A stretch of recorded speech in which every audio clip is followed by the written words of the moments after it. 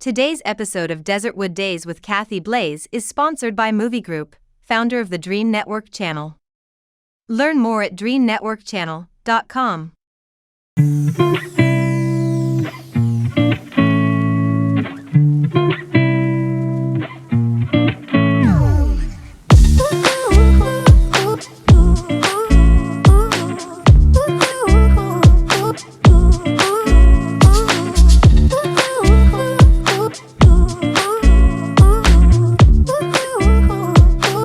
Welcome back to Desertwood Days, and I am your host, Kathy Blaze. Today, our guest is an actress, singer, theater director, and she is a pageant queen. Let's welcome Miss Lorraine Taylor. Welcome. Hi, welcome. Thank you. Such a pleasure. Thank you. Such a pleasure. Lovely and green. I love Thank that. you. Thank you. That's the money color. Thanks for joining us today. Thank you for having me. Thank you so much. You're welcome. So, Lorraine, you wear a lot of titles. As we can see from Miss Black Globe International, you wear a lot of titles. Is there one that, I don't say you cherish more, that you feel like you walk in more, or are you just all of them? I'm a little bit of all of them, but my most cherished one is the actress. Okay. Mhm. Okay. So when did Lorraine decide that she wanted to be an actress? Well, when I was little, we did our church plays and stuff. And as I got older, got married, had children, I got asked, because I lived in Tucson, I got asked to play Mary Magdalene in a church play. And the love just kind of like went on from there. And I went from Mary Magdalene to a play called Closets. And then I moved to Phoenix, and I got with Seek First Entertainment. And we've done Black Women Walking for the last 17 years, which is a national play. We're award-winning play. And then I've done with many other houses also here. And how long? 17 years? 17 years. Oh, that's awesome. Mm-hmm. That's beautiful. And all the you first off, are you a native of Arizona? No, I'm not. Oh, okay. What brought you to Arizona? My mom when I was 7. Okay. And where are you originally from? Baltimore, Maryland. Okay. Okay. So being this young lady that loved acting, was there someone that inspired you? No, not really. I just noticed that as I was coming up, there weren't very many people that looked like me. And the people that looked like me were always playing maids, so they were typecast. And I didn't ever want to play a maid. But as I started auditioning and seeing more plays that were coming up for me, it was that in servitude person, So, and then I had to talk to myself, well, it's a way in. So then I went on and started accepting them, So I've done many plays now, and I'm very much happy. Congratulations. So you predominantly do theater. I predominantly do theater. Do you do film also, or just... I've done 2. You've done, okay. And what's your thoughts of film? Do you think you'd rather stick with theater? Theater is long, long days. That's true. A lot of work. A lot of work. I worked on with Mario Van Peebles in Miracle Valley, and I had to do the all-night thing. And I'm just like, oh my gosh. And then I did something with Louis Gossett Jr.'s and Iron Eagles 3. Okay. Those were long days as well. Yeah, film has long days also. Sometimes you sit there for hours and hours and hours, get up there for that amount of time, and then you're out of there. And then you don't see yourself on film. Right. Yeah. That part might have gotten cut. That is so true. At least with theater, it's a live audience, so you're being seen. So you've done theater. Do you also direct theater? I just started. Okay. I've done my second directorial debut, I say. Okay. The first one was Old Demetrius with B3 Theater. And my second one was the Saturday Nighters also at B3 Theaters that we just finished up last week. Okay. Tell us a little bit about the Saturday Nighters. Saturday Nighters was written by a lady named Madeline Puccioni. I got to get that correct. Puccioni. She knew Langston Hughes. She knew Oswald Ballard. She knew Zora Neale Hurston. And she knew the playwright of the Saturday Nighters, Georgia Douglas Johnson. Okay. So being that she is like 80-some years old, she knows about the Harlem Renaissance of the early 1930s, and she's also living in today's world, Black Lives Matter. Okay. And what brought her to mind was that we had not had an anti-lynching bill that had not been eradicated at all until a couple months ago when they finally passed it, that it was outlawed. And she had been writing this play. And so she went back and she started researching and doing certain things, to bring that to light. And she put that all in a play where Georgia was writing a play called And Yet They Paused, which is about anti-lynching and the bills that they were trying to get passed in the Senate for so many years that just kept getting put apart. Okay. Mm-hmm. And that's what Saturday Nighters was about? Saturday Nighters is what comes in where they, in Georgia's house, she would host like poets and artists and writers where they would all come together and discuss certain things that are going on in society. And a lot of them were going to be becoming luminaries that would be in today's world, trying to get certain laws passed and hoping to get people open their eyes to see what's going on in today's world. Yeah, it's a very nice play. Very nice. Yes. So that was your sex directorial debut. My second one, yes. Oh, congratulations. Yes. So how does it feel to be a director? Challenging. But exciting. I mean, I liked it a lot. Did you act also? I act, I sang, and I modeled. I did all that all my lifetime. So. Okay. But in the play, did you act also? No, I just directed. Okay, well that's good because sometimes we have directors acting also, yes. and that's a lot of work trying to direct and act at the same time. That's a lot of work, and I've had directors where they said they just like, I can't do this. Yeah, I totally agree. I've done productions and then tried to be in the production also, and then you have to run around and figure out things, put out fires and everything else. So it's a hard chore to do. So you're an actress, you're a theater director, you're also a singer. Yes. So when did the singing come about? Since I was 3 years old.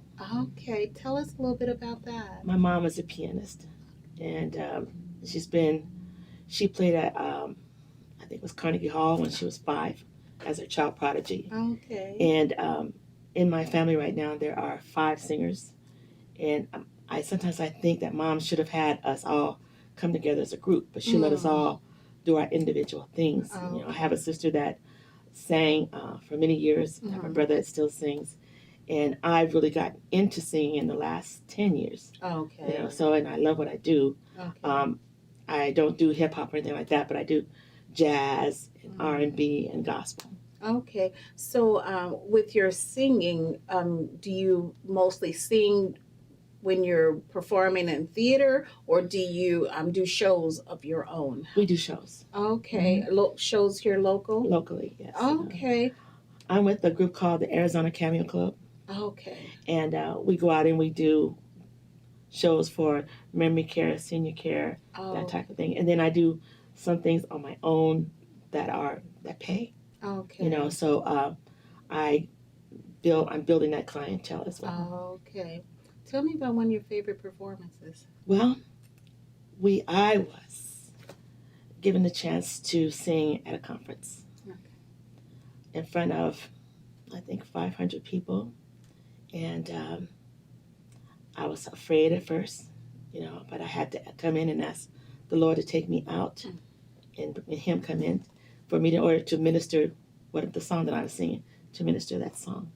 And I do that a lot, even with secular songs, I do that. Okay. That is awesome. So you're also a singer. What is your goal for your career as a singer? I'm going to keep doing it as long as I'm able to. Okay. Is there this big dream that you have No, for that part of your life? I just love doing it. And whatever comes into my life or into my focus, that's what I'll do. If I can do it, I'm going to do it. Because I'm at the age now where they're aging us out. We can let them do that. Yeah, they're aging us out. There's room for all of us, no matter what age we are. So I just keep doing it for as long as I can possibly do it. That's awesome. So, what is it like? You sing for our elderly. Well, thank you for doing that, getting out because they need that love and that attention. Like I know with an elderly mom of my own, I think sometimes they feel like, I mean, most of their friends are gone and they're just cooped at home. So thank you for going out and entertaining them and sharing your beautiful voice. Yeah. You're a beautiful lady, so I'm sure you have a beautiful voice. But thank you for going out sharing your beautiful voice with them. It's much needed. You're welcome. So you're doing theater, which I mean, do you do much singing in theater? Have you done that yet? Only with the Black Theater Troupe. Okay. Okay. And I do. We do the Black Nativity. I participate in the Black Nativity almost every year. Last year was the first year I didn't do it, but yes, I do that. Okay. And we do a lot of singing. Okay, that's awesome. With the Black Theater Troupe, is that a membership based? Is that membership based? As far as I mean, do you have to be a member of the? no, No, we audition. it's still auditioning. Yeah, we go in and audition and work hard. Just in awe of all the stuff that you do. I just love it. I mean, because you know what? It all goes together. I mean, the singing, the theater, the acting. I mean, you're a triple threat there, lady. Well, actually, a quadruple threat there. I mean, you're just all doing it. So you also sing. But you're also a queen. Yes, I am. Yes, you were a queen before you were crowned a queen. Well, I know that. Yes. So tell us how you got into the pageantry industry. Well, I do a lot of karaoke because I love singing. So when I don't have anything going on, I do karaoke. Okay. And I was at a place in Sun City. Okay. And I was singing Misty, I believe it was. And these two ladies came up and gave me this card and said, "You need to call this lady and participate." So I said to myself, "What am I participating in?" So I looked the card over and I'm like, oh, heck with this. So I knew that the curiosity was there. So I picked up the card and I called this lady. Her name is Hermie Sherry. And I asked her what this was all about. And she told me that it was about the Miss Senior Arizona pageant. Oh, okay. It's for ladies over 60. Oh. And I'm like, I have to admit that. I have to admit that. She says, yes, you do. And so I had to fill out that application process. And we went through 7 weeks of training. And then we did the pageant, full pageant. That was my first year because I didn't know what to expect. And I was thinking that possibly I just might have the outside chance. But when I got in, I saw the talent that was there amongst these ladies that were my age and much older. I'm like, oh, wow, this is serious. Yes, this is serious. Senior citizens out there.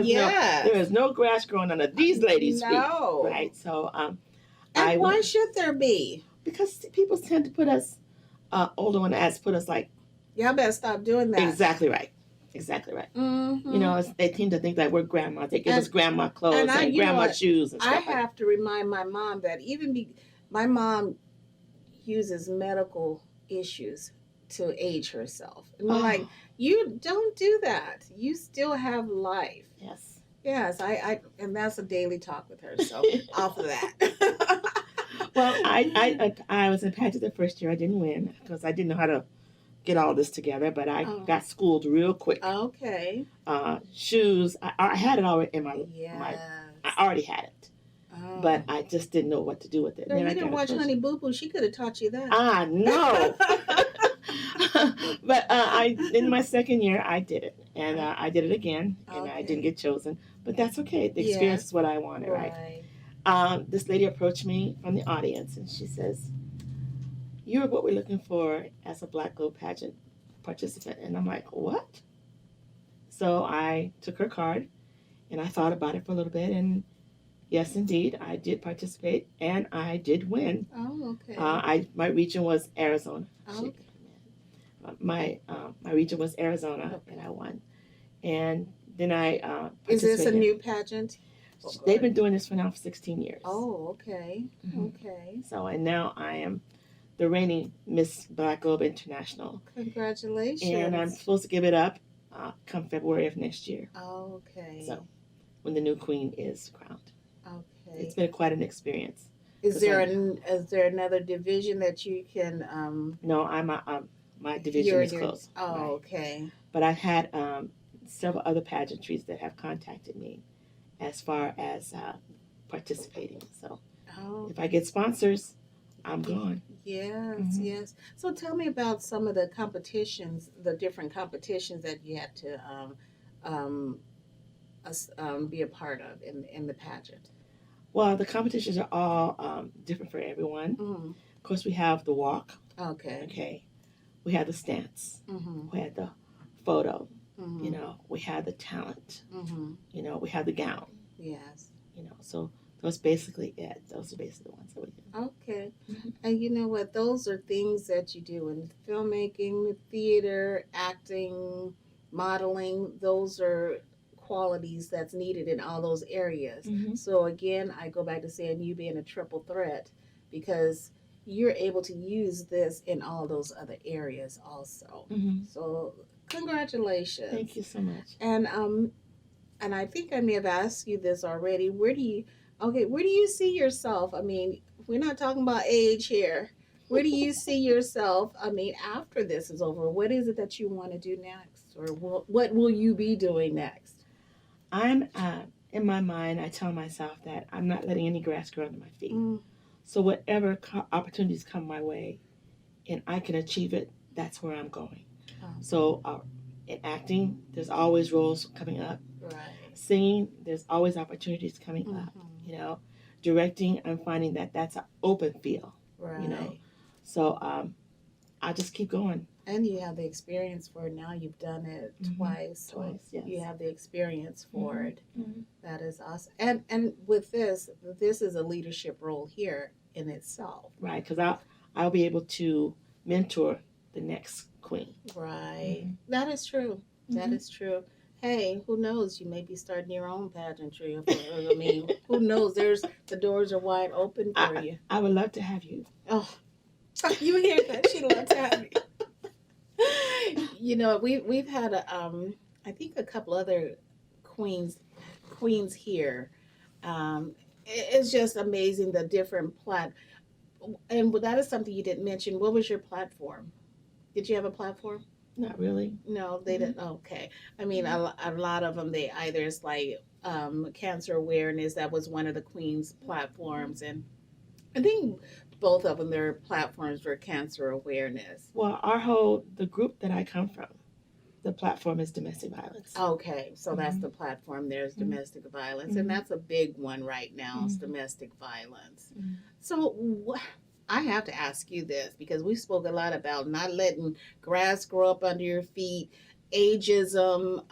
What is it that what advice would you give to that new Lorraine walking into in the situation that you went into, and you're thinking that I can't do this, or I'm too old, or I'm too big, or I'm too this, I'm too this?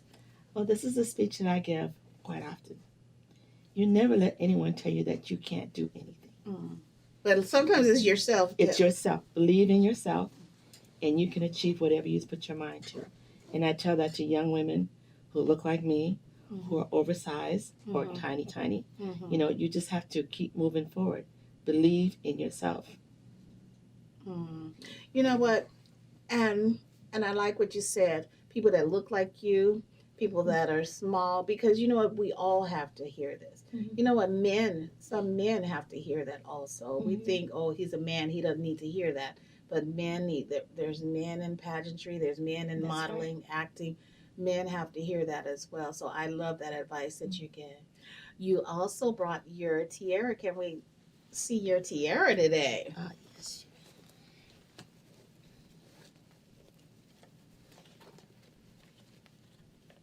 Oh, jeez.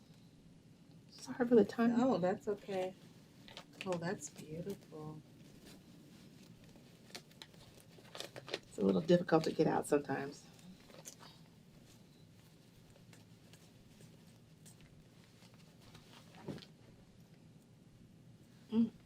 That is beautiful. You see why they keep those things locked up? Look at them. I mean, they guard them with their lives. Don't touch that. I have a cousin that's a queen. I tried to grab hers one day. I was like, don't touch it. They're so fragile. Yes, Yeah, they are. it They're is very fragile. beautiful. They're very fragile. So do you oh, she let me touch it. Oh, she let me touch it. Look at that. Oh, you know what? She might try to pull me in to be a queen. Y'all know that. That is beautiful. Congratulations again. So my producer to tell me my hair, and I made my hair stick up. Yeah, you did. So, Miss Lorraine, where can our audience find you? Well, we're working on a webpage for me right now, so we're getting that. But if you would like to get in touch with me, I'm on social media, Facebook, big time. Everything I do is on Facebook, you know, and that's the only place I have right now going. But people contact me off of Facebook all the time. Wonderful. I'm not an Instagram person. Oh, okay. So, is there plans to redo to do the play again? That the Black Women Walking the Saturday night. Saturday nighters, not at this time. Okay. Okay. Not that one, and we're gonna probably do Black Women Walking again. Okay. Next year, usually doing Black History Month. Yes. Yes. So and Saturday nighters, if I get permission from the playwright, we may do that. Oh, wonderful. It was a pleasure having you here with us today. It's a pleasure meeting you as well. And thank you for watching us here at Desertwood Days, and we'll catch you next time.